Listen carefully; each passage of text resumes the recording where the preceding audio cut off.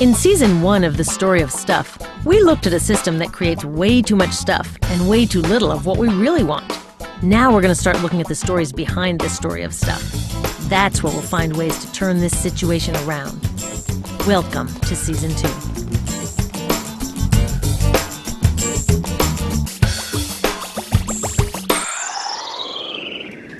Ever since I learned where our stuff really comes from and how this system is trashing people and the planet, I've been trying to figure out how we can change it.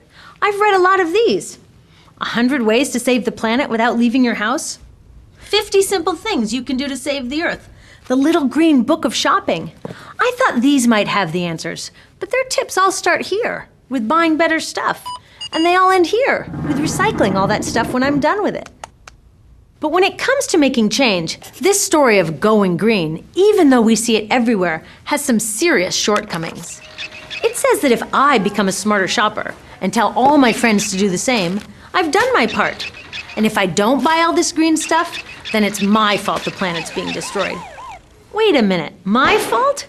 I didn't choose to put toxic products on the shelves or allow slave labor in factories around the world. I didn't choose to fill stores with electronics that can't be repaired and have to be thrown away.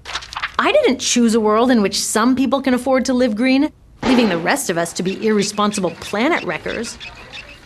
Of course, when we do shop, we should buy the least toxic and most fair products we can. But it's not bad shoppers here who are the source of the problem. It's bad policies and bad business practices here. And that's why the solutions we really need are not for sale at the supermarket. If we actually want to change the world, we can't talk only about consumers voting with our dollars. Real change happens when citizens come together to demand rules that work. Look, it is important to try to live green. As Gandhi said, be the change. Living our values in small ways shows ourselves and others that we care. So it is a great place to start. But it is a terrible place to stop. After all, would we even know who Gandhi was if he just sewed his own clothes and then sat back waiting for the British to leave India? So how do we make big change?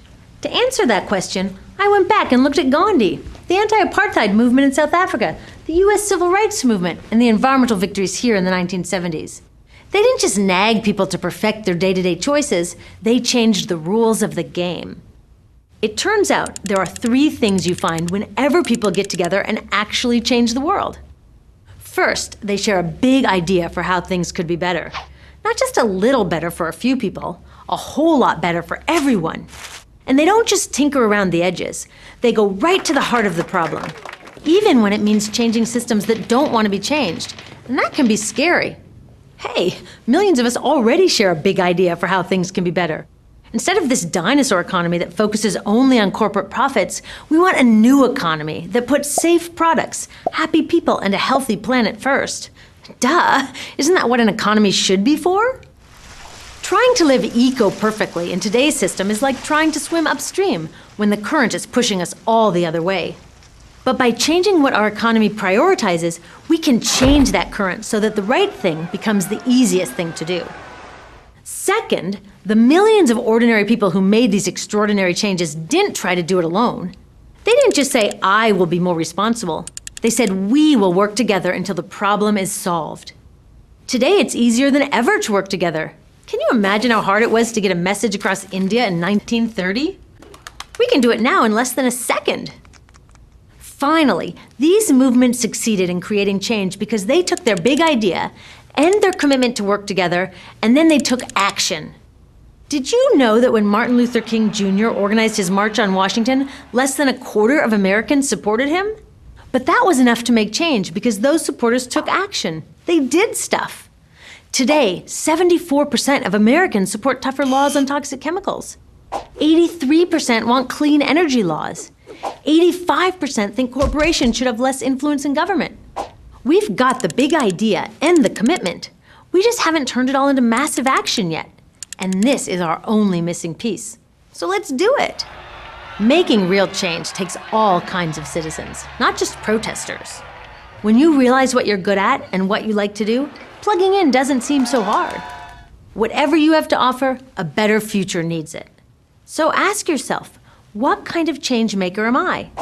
We need investigators, communicators, builders, resistors, nurturers, and networkers. At storyofstuff.org, you can explore these types of changemakers and find your first or your next step to take action. Being a responsible citizen starts with voting. That's one of those basic things that everyone's just got to do.